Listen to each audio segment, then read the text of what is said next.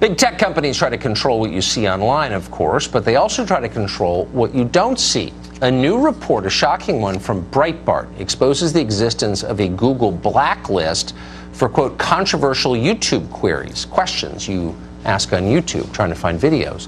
The most flagrant abuse, not surprisingly, concerns abortion.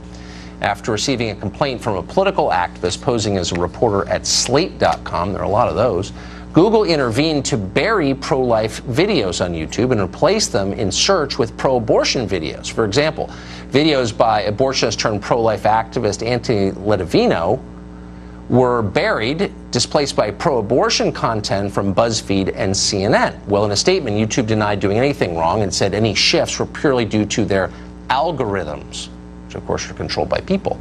Robert Epstein has spent a lot of time looking into this question. He's a senior research psychologist at the American Institute for Behavioral Research and Technology, and he joins us tonight. Thank you very much for coming on. You were the first person I thought of when I read this story because you have done, I think, the cutting-edge research into the effect of search, Google search, and other digital platforms on human behavior and political behavior. So what kind of effect could this sort of distortion have on an election? Well, Tucker, it would have a devastating effect. And, as you know, I am not a conservative. I do. I love America. I love democracy. And I think we should all be rising above our politics here and recognize the extreme danger that we're facing when a company like Google can basically censor anything it wants to censor. Now, this new set of leaks is extraordinary because it confirms things that I and others have been saying and writing for years.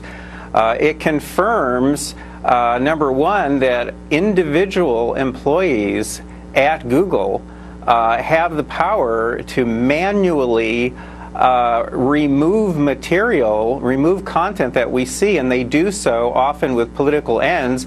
And number two, this tells us that Sundar Pichai, a Google CEO, committed perjury when he testified before Congress a few weeks ago because he said quite specifically that Google never does this. So, I mean, my frustration levels are so high, I don't want to take it out on you. But the first thought is, well, why isn't he being recalled back to Congress to explain himself or face charges? Because you're not allowed to commit perjury. But my question is, can any of us trust that the next election won't be swayed dramatically in one direction by interference from the tech companies? I guarantee you that this past election was affected. I'll be releasing some data on this, I hope, in early March that'll make the point beyond any doubt.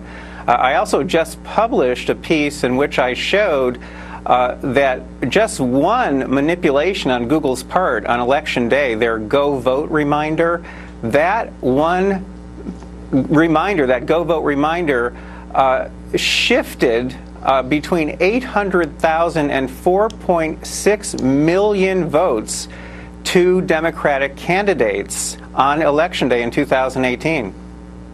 So why isn't this the hacking of our democracy? I mean, how can you have a democracy under these circumstances?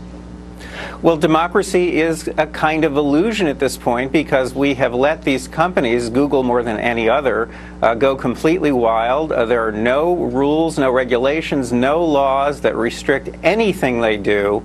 And again, the more one looks at what it is they're actually doing, and these new leaks help a lot, in my opinion, the closer one looks at what they're doing, the more outraged one should become. And I want to emphasize, we should all be outraged, not just conservatives. Yes, I agree.